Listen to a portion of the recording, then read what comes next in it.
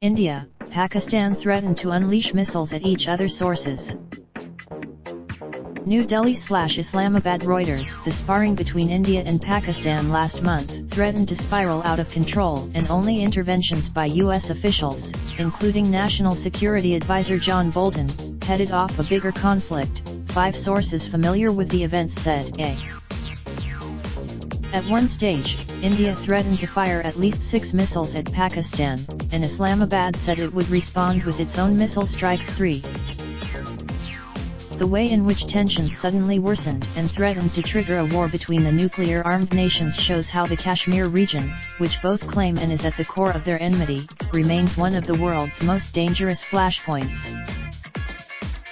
The exchanges did not get beyond threats, and there was no suggestion that the missiles involved were anything more than conventional weapons, but they created consternation in official circles in Washington, Beijing, and London. Reuters has pieced together the events that led to the most serious military crisis in South Asia since 2008, as well as the concerted diplomatic efforts to get both sides to back down. The simmering dispute erupted into conflict late last month when Indian and Pakistani warplanes engaged in a dogfight over Kashmir on February 27, a day after a raid by Indian jet fighters on what it said was a militant camp in Pakistan. Islamabad denied. In their first such clash since the last war between the two nations in 1971, Pakistan downed an Indian plane and captured its pilot after he ejected in Pakistan-controlled Kashmir.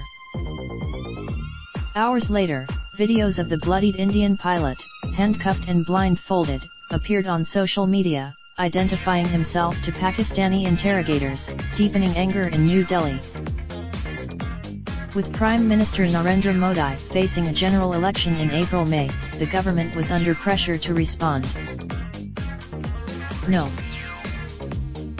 That evening, Indian National Security Advisor Ajit Doval spoke over a secure line to the head of Pakistan's Inter-Services Intelligence ISI, Asim Munir, to tell him India was not going to back off its new campaign of counter. Doval told Munir that India's fight was with the militant groups that freely operated from Pakistani soil and it was prepared to escalate, said the government source. A Pakistani government minister and a Western diplomat in Islamabad separately confirmed a specific Indian threat to use 6 missiles on targets inside Pakistan. They did not specify. Pakistan said it would counter any Indian missile attacks with many more launches of its own, the minister told Reuters, speaking on condition of anonymity. Doval's office did not respond to a request for comment. India was not aware. Pakistan's military declined to comment and Munir could not be reached for comment. Pakistan's Trump-Kim talks. The crisis unfolded as U.S. President Donald Trump was trying to hammer out an agreement with North Korean leader Kim Jong-un in Hanoi over its nuclear program.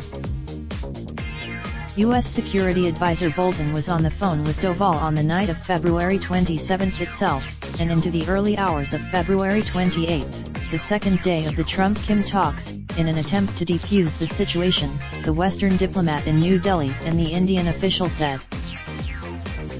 Later, U.S. Secretary of State Mike Pompeo, who was also in Hanoi, also called both sides to seek a way out of the crisis. Secretary. A State Department official declined comment when asked if they knew of the threats to use missiles. Pompeo spoke to Doval, the Indian and Pakistani foreign ministers Sushma Swaraj and Shah Mahmood Qureshi, respectively, Palladino said.